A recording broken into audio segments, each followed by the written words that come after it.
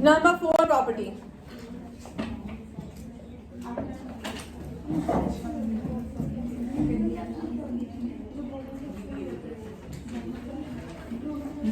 Everyone look at here. If you have a segment, ये segment है, ठीक है? Angle with the same segment, इस segment से आप angle इस circle के ऊपर कहीं पे भी बना रहे हैं,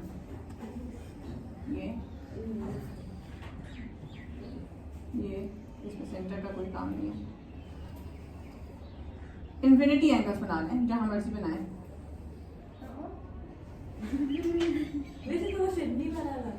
ठीक है. अब ये जितने भी एंगल्स बन रहे हैं, ये सारे एंगल्स आपस में इक्वल हैं. अगर ये 30 है, 30 30 30, यहाँ पे आप ये वाला एंगल बना दें 30. All the angles with the same segment on the circle will be same. ठीक है, ये इसकी प्रॉपर्टी ये हो गई. अब ऐसा भी तो हो सकता है, मैंने कहा segment, this is a segment, this is also a segment. ये पूरा ये भी तो सेगमेंट है. This is major segment, this is minor segment. तो इस मेजर सेगमेंट के साथ अगर आप एंगल यहां पर बनाते हैं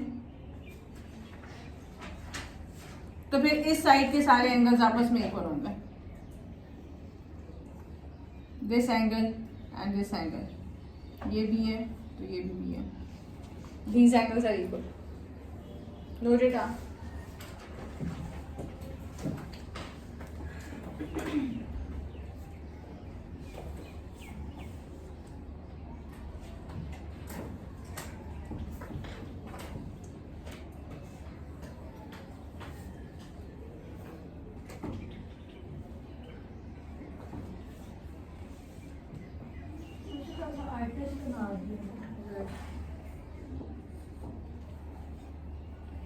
सर्कल्स बनाने आ जाएंगे आप लोगों से.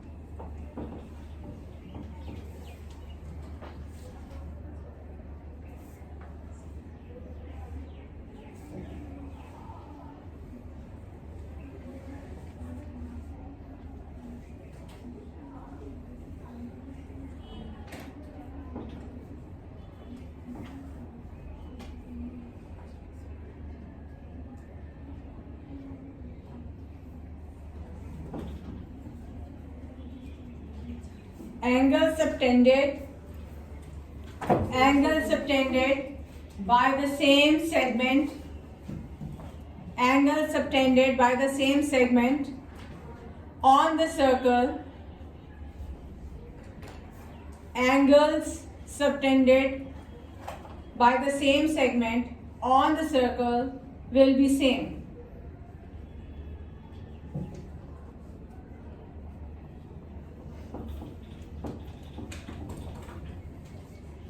ठीक है, आगे चलें.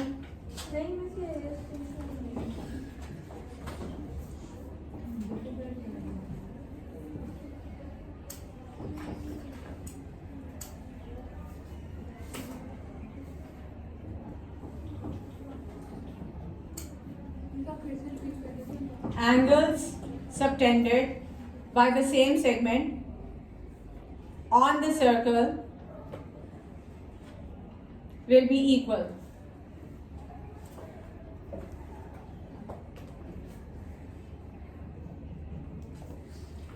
Fifth property.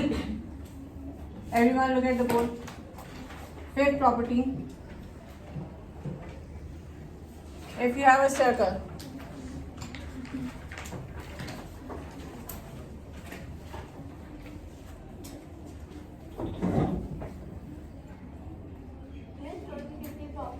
what is this? This line is called diameter. If you make a triangle in a circle as one side a diameter, कहीं पे भी बना दें triangle, यहाँ पे बना दें.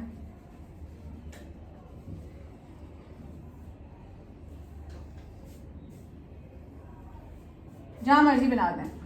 If you make a triangle in a circle as one side as diameter, then angle opposite to diameter will always be 90 degree. यहाँ पे बनाते हैं, ये ट्रायंगल बनाते हैं। ऑपोजिट साइड डायमीटर है, तो ये वाला एंगल क्या होगा? 90 डिग्री। ठीक है, नोट करें।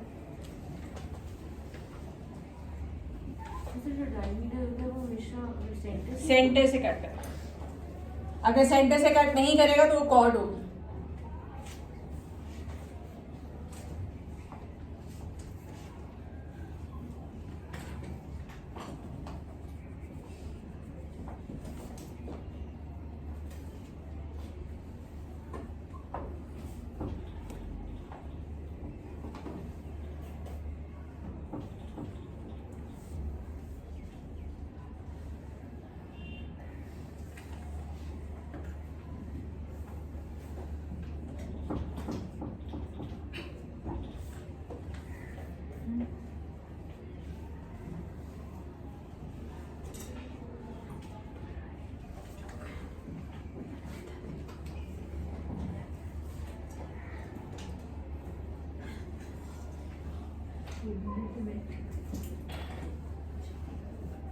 G girls, all done?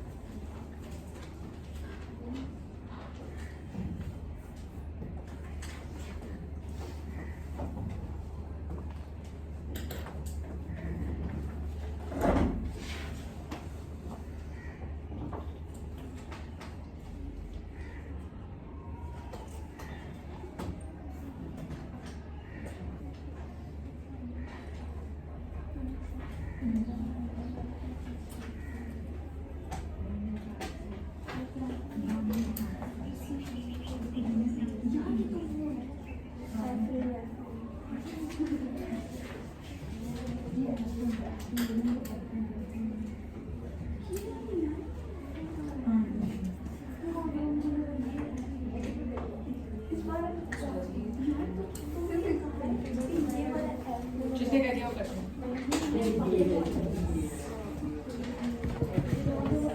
Six property कहने लगे अब हम। Six property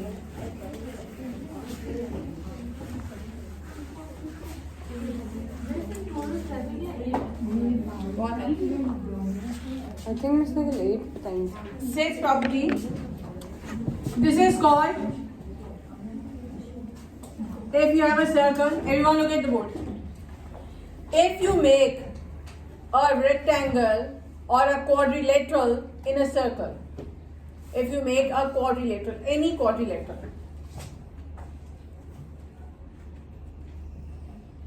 whose vertices touches the circle, vertices का मतलब होता है कॉर्नर सर्कल को टच करें, this quadrilateral is called a cyclic quadrilateral. Cyclic quadrilateral किसको बोलते हैं? A quadrilateral whose vertices touches the circle. ठीक है, मैं यहाँ पे नाम भी लिख देती हूँ इसका, cyclic quadrilateral.